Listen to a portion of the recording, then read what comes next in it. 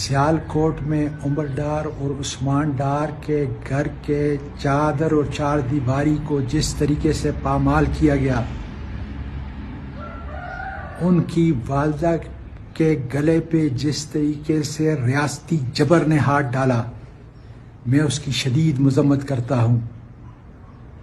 اور قوم کو بتانا چاہتا ہوں کہ آج یاسمین راشد، صنم جاوید اور خدیجہ شاہ لاکھوں کروڑوں ظلم سہنے والی خواتین کی ترجمانی کر رہی ہیں، اور اس ظلم کا بدلہ انشاءاللہ ہم ووٹ کی پرچی سے لیں گے۔ بھولنا نہیں کہ نواز شریف اور اس کا پورا کرپٹ خاندان،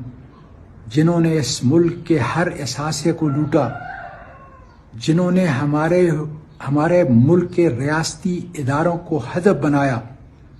پھر ان اداروں کو خریدا اور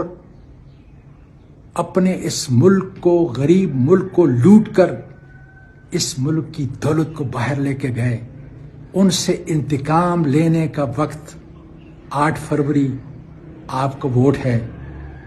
اللہ تعالیٰ آپ کو سرور کرے اور انشاءاللہ تعالیٰ کامیابی ہماری ہوگی۔